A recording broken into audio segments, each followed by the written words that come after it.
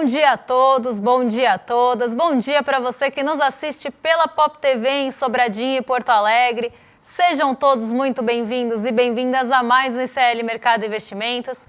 Hoje, quarta-feira, é dia de conhecer o Índice da Confiança da Indústria, mas a gente vai também falar sobre a parte da economia, da pesquisa Quest. Então, a gente vai comentar sobre isso, o que está impactando a percepção dos brasileiros, o que está derrubando a popularidade do governo segundo a pesquisa. Então, a gente vai tratar sobre todos esses assuntos e a gente vai falar também do Milei, que ganhou o prêmio Fake, né? Então, o nosso anarcocapitalista emo foi premiado, mas parece que não é bem assim, né? Não tem limites para passada de pano para o Milei. Antes de tudo isso, eu vou dar bom dia para o André. Bom dia, André, como você está? Bom dia, Débora. Bom dia a todos os nossos telespectadores. Hoje a gente vai falar bastante aí da pesquisa Quest, ver aí quais são os pontos econômicos de preocupação em relação à economia. Então, por que a popularidade está tão baixa? Vamos explicar aí ponto por ponto em relação a isso. Vamos falar da confiança da indústria também. E já ver os efeitos da Selic atrapalhando aqui a economia brasileira. E vamos falar aí do órgão, né?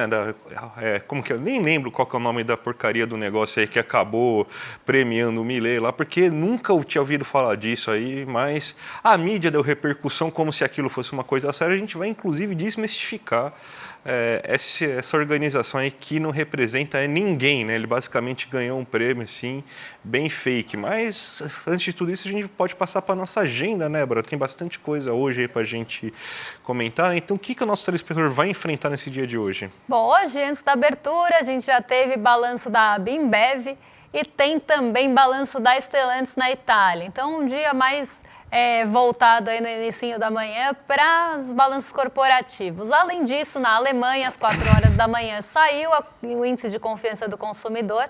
Aqui não é de março, né, gente? A agenda está muito mal. Não tem como ser de março? Não tem como ser de março, gente. Março nem começou. Deve ser fevereiro. Eu acho que a agenda do broadcast Dow Jones, New Aires e Fact City estava ali com erro. Mas a gente tem aqui a sondagem da indústria aqui no Brasil. Esse dado a gente vai trazer para vocês com maiores detalhes. 8 horas da manhã o dado foi divulgado, então a gente vai trazer para vocês. E a gente tem o presidente do Fed de Richmond, o Tom Barkin, discutindo sobre a inflação num evento na Câmara de Comércio na Virgínia do Norte.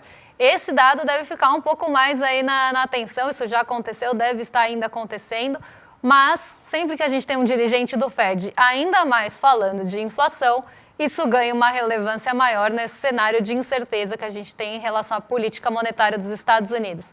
Seguindo pela agenda, a gente tem Departamento do Comércio das Vendas de Moradias Novas em janeiro e também, meio-dia e meia, saia estoques de petróleo, gasolina, estoque de destilado, taxa de utilização das refinarias, dados ligados a petróleo, produção de petróleo nos Estados Unidos.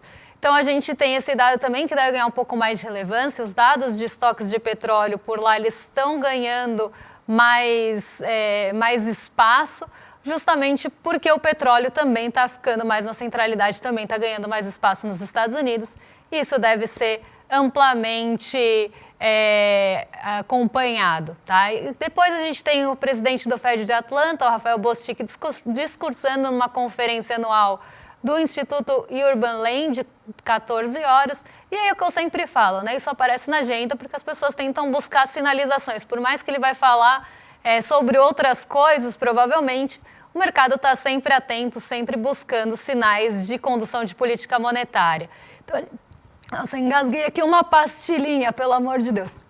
A gente tem uma agenda bem esvaziada hoje, se a gente for pensar em indicadores, tirando os estoques de petróleo, que podem ganhar um pouco mais de relevância, os dirigentes do Fed, que também acabam ganhando um pouco mais de atenção. O que a gente tem aqui no Brasil de mais relevante? O CAGED, que vai estar na próxima página.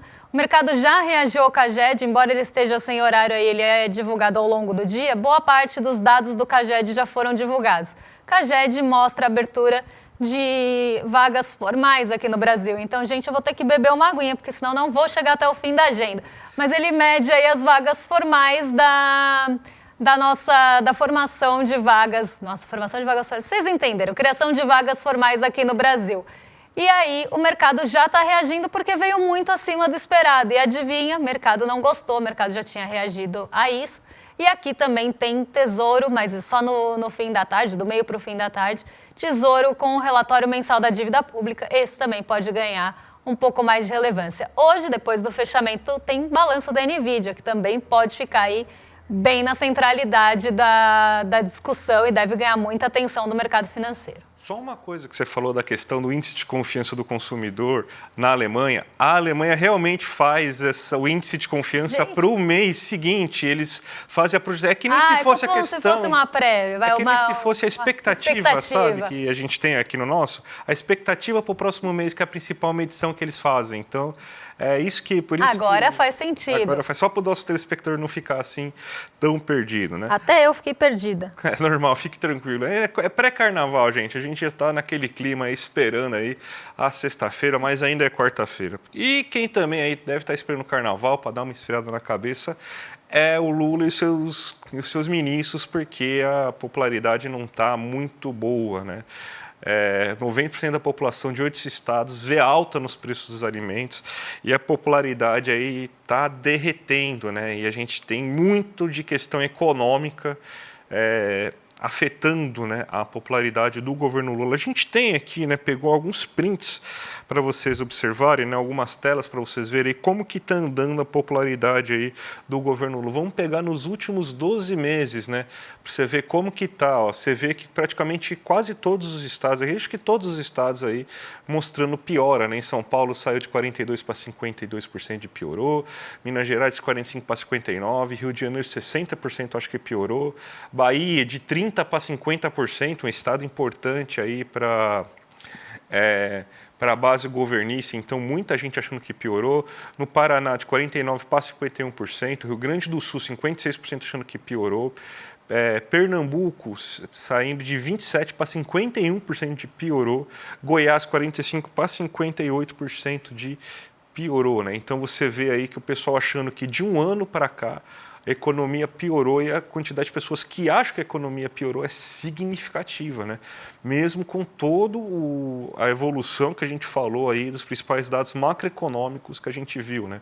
Então a gente vê que num ano que a gente vai ter PIB bem elevado, aumento da quantidade de comércio, aumento da atividade industrial, serviços melhorando, atividade urbana mais aquecida, desemprego em mínimas históricas, aumento de renda, o governo não conseguiu vender isso aí como uma questão de melhora econômica. A percepção das pessoas é de que está tudo pior, mesmo com todos esses dados macroeconômicos mostrando que a coisa melhorou, né? E muito disso vem por causa de alguns problemas. Por exemplo, a questão do emprego, né? Olha como está a percepção do emprego agora nesse momento aí com a nossa próxima tela. Está mais fácil ou mais difícil arrumar um emprego, né? Para o Paraná, 50% está mais fácil, 42% acho que está mais difícil. Minas Gerais, 47%, ou seja, a maioria acha que está mais difícil do que mais fácil.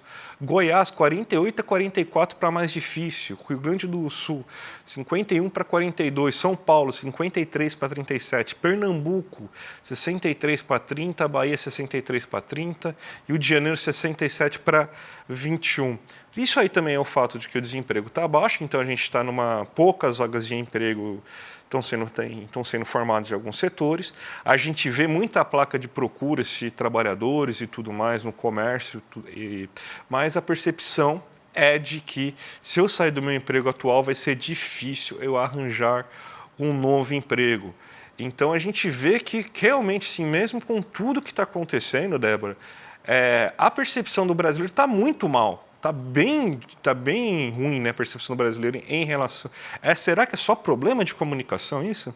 O que tem pegado muito também, eu acho, para o governo, né, em relação à popularidade, eu acho que é uma série de fatores, né? Se a gente for pensar em todo o encadeamento que a gente teve de notícias que repercutiram mal para o governo, a gente começa a entender essa preocupação.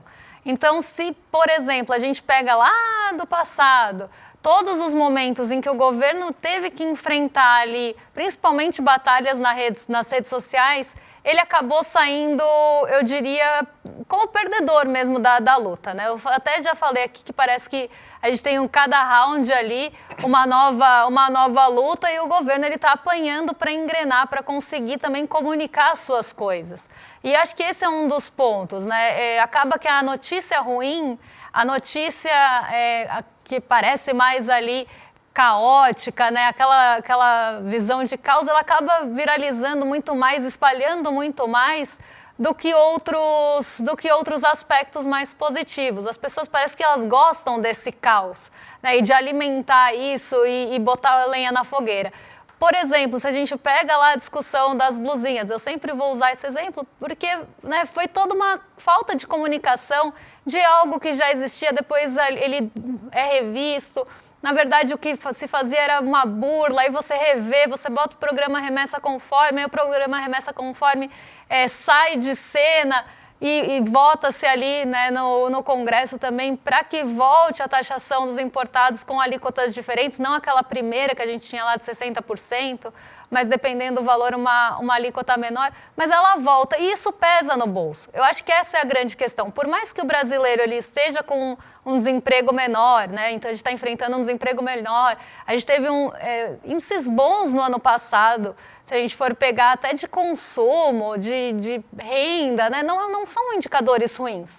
Mas o brasileiro ele sente uma percepção, né? Ele tem uma percepção de que está pesando no bolso dele. E coisas que mexem com o bolso do brasileiro, eu sempre falo isso, eles vai trazer percepção negativa, ninguém quer que mexa com o bolso. Então, se você tinha ali o Remessa Conforme, que foi um programa que tirou aquele imposto de importação para menores valores, e de quem aderiu, claro, ao Remessa Conforme, se isso volta, por mais que, mas foi votado no Congresso, não importa, vai recair a culpa ali no governo e isso vai pesar no bolso. Pô, eu não pagava imposto ali para trazer minha brusinha e agora eu pago. Então a pessoa vai ficar assim, descontente. Aí depois toda aquela lambança que aconteceu no Pix, que cada um falava o que queria. E eu acho que teve um atraso também, o governo é muito reativo, ele fica correndo atrás do que já aconteceu. Então, depois que o caos já está espalhado, fica muito difícil de você correr atrás do prejuízo.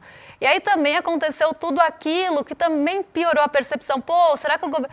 Tem gente que tem dúvida até hoje se o governo queria pegar ou não as pessoas, os MEIs, os informais, enfim, tava todo mundo ali achando que era com ele, e na verdade nunca foi, mas até hoje tem gente com essa percepção de que ia ter mais taxação ou que o governo queria taxar mais, quando na verdade não era nada disso. E aí a gente vem com a inflação de alimentos agora, que é o próximo ponto que está no nosso gráfico, que é algo que também tem pesado no bolso. A pessoa ela ia ao mercado, ela comprava uma cesta de itens vamos pegar aqui, R$100.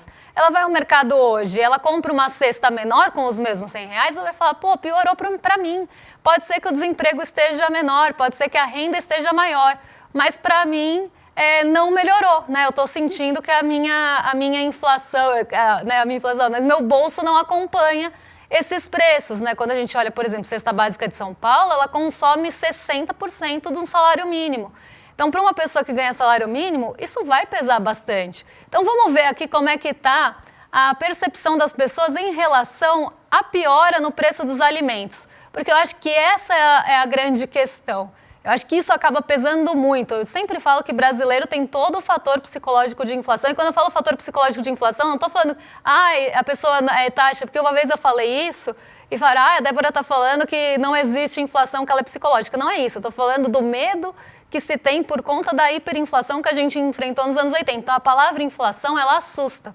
E uma alta de preços de alimentos começa, sim, também a assustar. Então, se a gente pega aqui, Goiás, Paraná, Bahia, Rio Grande do Sul, São Paulo, não tem exceção, Minas Gerais, Rio de Janeiro e Pernambuco, todos acreditam que piorou os preços dos alimentos no último mês. Todos subiram. Então, 96%, 96%, 95%, 95%, 90%, tudo acima de 90%. Então, as pessoas realmente estão sentindo essa alta. E é justamente em itens que são populares. Então, por exemplo, o café. Todo mundo toma café, ou a grande maioria das pessoas toma café. Se o café começa a ficar caro, as pessoas vão sentir, vão falar, pô, mas eu não pagava isso no ano passado, está piorando para mim. a minha renda talvez não acompanhe tudo isso, né? Eu não tive o mesmo aumento que eu sinto na inflação. Então, tem todas essas questões, dependendo de qual que é, né, se você é formalizado ou não. Tem uma série de questões que precisam, sim, ser discutidas. E acho que o preço dos alimentos acaba influenciando muito nessa perspectiva das pessoas, junto a todos os outros fatores. Então, por mais que a gente tenha indicadores macroeconômicos bons, se a pessoa não sente que isso chega na vida dela, ela vai sim achar que está pior, ela vai assim achar que o governo não está fazendo o que tinha que fazer. E aí vem uma parte da pesquisa que é muito interessante, que aí não tem a ver com a economia em si, mas se o governo deveria ou não continuar com as políticas que teve nos 2 primeiros anos. Então, Lula deveria fazer um governo igual ou diferente? Essa é a pergunta. E a maior parte das pessoas, em vários estados aqui do Brasil, e se a gente pegar aqui também, é tudo acima de 78%, acredita que deveria fazer um governo diferente. Mas um governo diferente em relação a quê? Né? Eu acho que essa é a grande questão, porque quando você olha também fatores ali desagregados da pesquisa, aparece saúde, até como um grande ponto de preocupação, a segurança pública, mas eu acho que o que as pessoas sentem mais ali é realmente o bolso e justamente o poder de compra dela diminuindo, ou o aumento da renda que ela vê ali num indicador, acho que nem vê, mas que acaba sendo divulgado ali de um indicador de PNAD, por exemplo, ela pensa, pô, mas minha renda não subiu tudo isso, né? Minha renda está menor do que a média. Então, o brasileiro ele acaba tendo essa percepção, até porque a gente está num país que é muito desigual. Então, quando a gente pega algumas questões salariais, elas são médias. E a gente sabe as discrepâncias que existem, as divergências que existem aqui no nosso Brasilzão, que é bastante desigual. Então, tudo isso precisa ser levado em consideração para entender por que as pessoas não percebem essa melhora de indicadores macroeconômicos, porque provavelmente não chega para ela da mesma forma que ela vê ali os percentuais, e ela pensa, e começa inclusive a desconfiar, né? Tem muita gente, desconfia do IBGE. Não é isso, não tem que desconfiar do IBGE, mas você tem que entender que são índices macroeconômicos e muitas vezes não refletem a realidade da pessoa individualizada. E essa pessoa individualizada vai responder uma pergunta e vai falar, bom, não estou sentindo melhora nenhuma para mim. Eu acho que essa questão do IBGE que você tocou é bem importante também, porque tem uma descredibilidade, tão descredibilizando o IBGE nesses últimos anos, né? Isso aí não é só fake news, parte da mídia heterogênea também, tipo da mídia mainstream também fez isso, mas claro, não é só isso que vai acabar explicando. Eu acho que a questão dos alimentos é muito importante, porque a questão do tá tudo caro no mercado acaba pegando muito, né, no bolso. E aí você tem também, a gente não está num mundo hoje que a gente estava, por exemplo, no momento do governo Lula 2, né?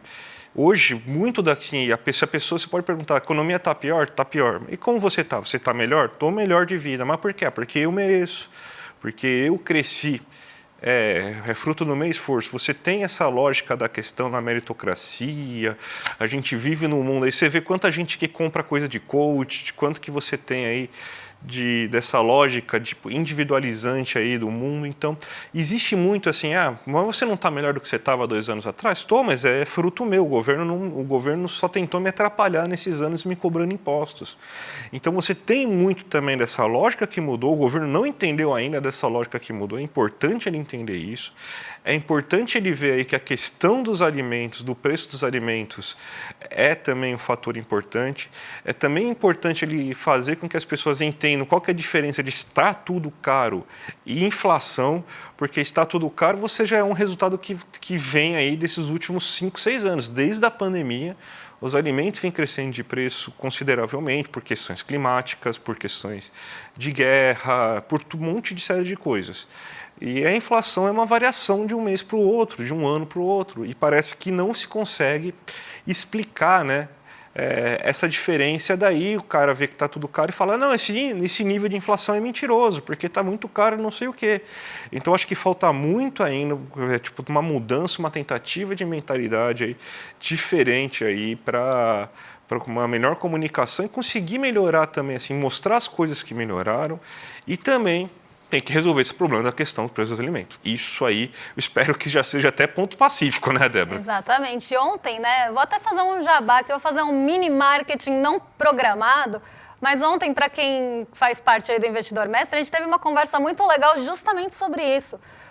para tentar desmitificar também como as pessoas entendem a inflação, porque às vezes as pessoas não entendem a inflação como ela realmente é medida e tem essa percepção de, tá tudo caro. Tá tudo caro não necessariamente indica que aquilo está tendo esse processo inflacionário no momento. Ela pode ser que aquele processo inflacionário já aconteceu e agora nem esteja acontecendo mais. Aí a gente pegou alguns exemplos até para entender ali regionalidades, enfim, mas eu acho que esse é um ponto também bem importante, né? Às vezes a pessoa pensa, tá tudo caro, sei lá, tal coisa tá subindo de preço e na verdade nem tá, é um processo que aconteceu ao longo do tempo.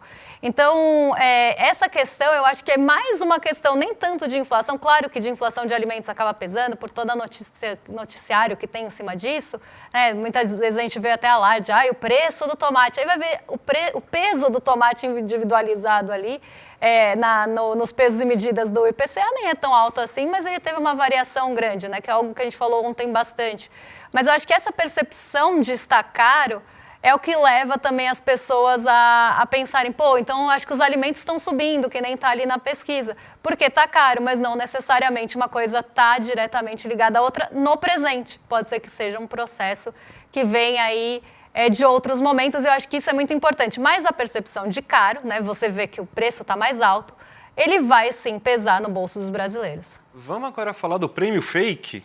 Milei ganhou um prêmio fake aqui no Brasil, gente, de melhor economista do ano pela Ordem dos Advogados, Ordem dos Economistas do Brasil. Os caras quiseram até copiar aí a OAB, né? Não tem nem vergonha na cara, né? Na verdade, é até uma instituição antiga que já não tem relevância há muitos e muitos anos.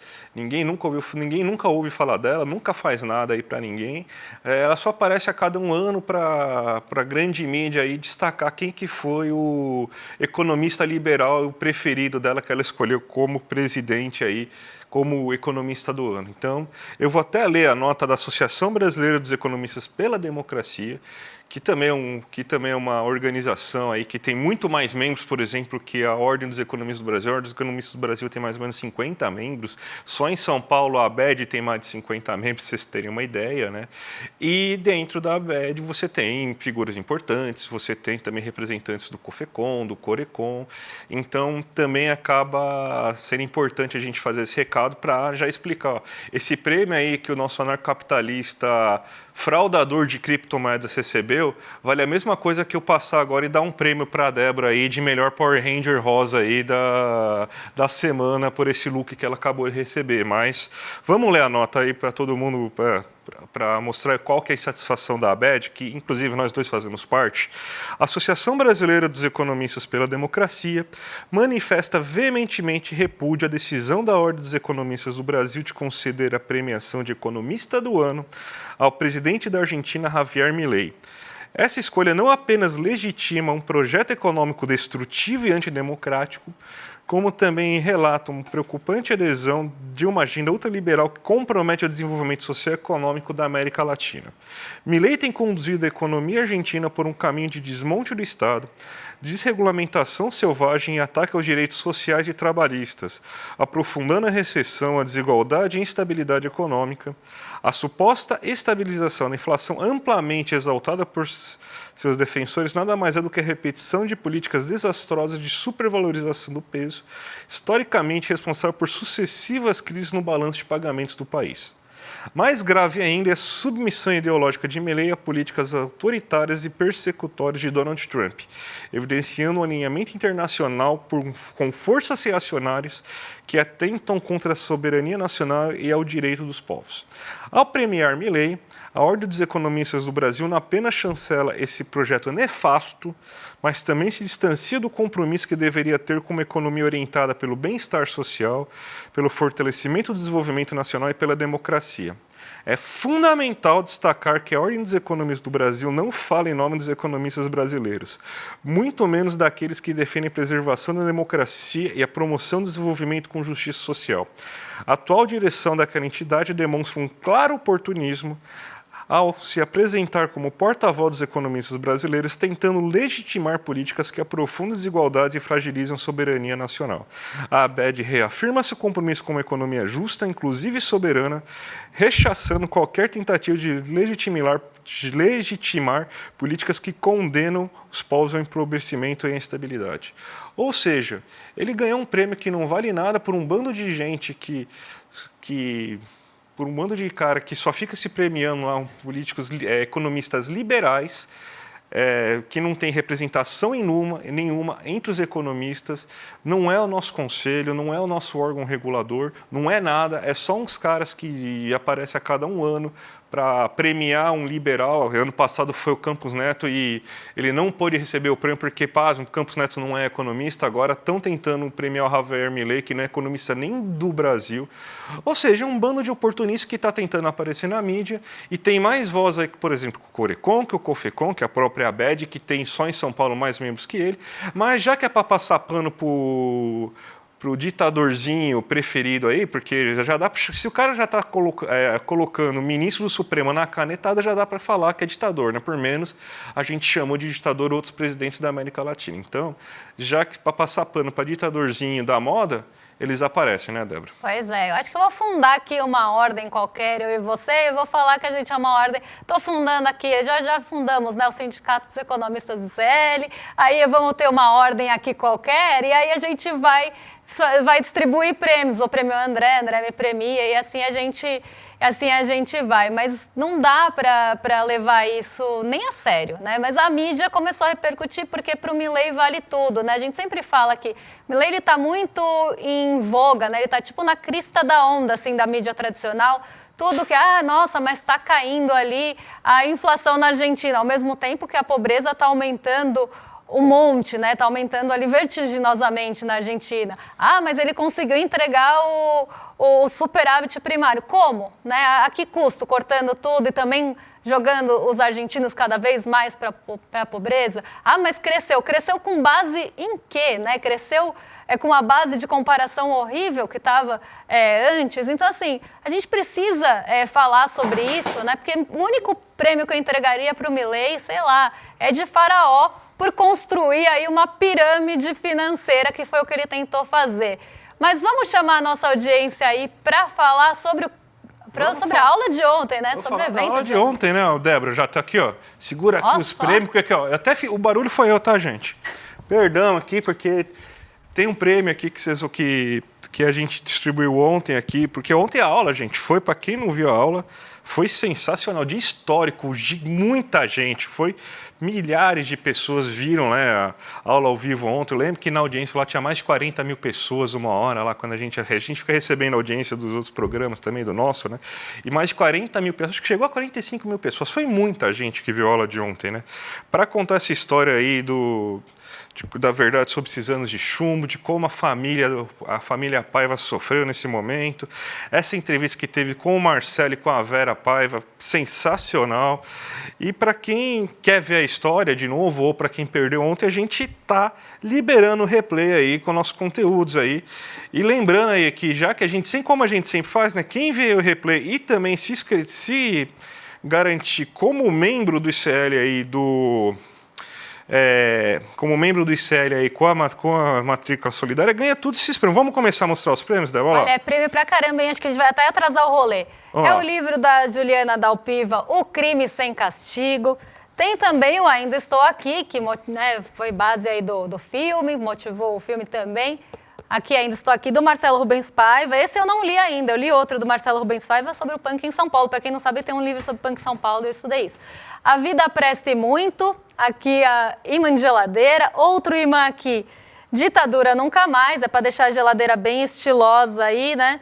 E Ainda Tô Aqui, outro imã. Além disso, tem um pôster aí, né? Um pôster bem bonito aí, Ainda Estou Aqui, não vamos esquecer. Um pôster lindo para quem também se inscrever aí como membro solidário. Então, assim, gente, não dá para ficar de fora, né? A gente vai aqui distribuir vários prêmios para quem entrar como membro solidário em onde? iclmercado.com.br. Não vou mostrar meu pé, gente, vocês podem desistir disso, mas vocês podem usar sim nosso link, iclmercado.com.br. Vamos lá então, gente. Ajuda a gente aí a ganhar do rolê sério aí, que fica humilhando. O William Deluca fica humilhando a gente nos grupos de WhatsApp aí, por causa da grande quantidade de gente que se inscreve aí. Então vamos ajudar aqui o mercado de investimento, tá certo? Então vamos entregar para ele já, né? É o William Deluca que vai apresentar hoje? Eu acho que hoje é a Roberta. É a viu? Roberta, então a Robertinha Garcia com o Guga Noblar.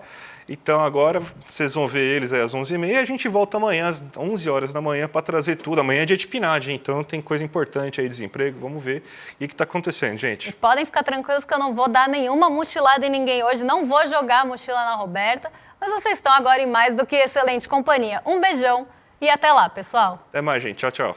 Absolutamente impactados, emocionados, revoltados. São algumas das palavras que eu ouvi das pessoas que assistiram ao encontro da Juliana Dalpiva com o Marcelo Rubens Paiva e a Vera Paiva. Personagens do filme Ainda Estou Aqui, que está conquistando o mundo e que entraram em detalhes com a Juliana sobre essa história tão forte, sobre esse crime sem castigo. Muita gente está pedindo, não só para poder assistir de novo, mas para poder chamar os filhos, os pais, para poderem assistir junto a esse encontro da Juliana. E se você perdeu o encontro e quer assistir, eu tenho uma notícia boa para vocês. A gente vai liberar o replay por pouco tempo, mas para que todo mundo tenha essa chance. Essa história contada nesse encontro tem que chegar ao maior número de pessoas possível. E gratuitamente assista esse replay. E a gente vai também permitir que vocês tenham ali todos os presentes que no final do encontro a gente ofereceu para as pessoas em termos de condições para poder comprar o livro que a Juliana Dalpiva lançou sobre essa história e todas as outras coisas relacionadas ao ICL. Não perde esse encontro não.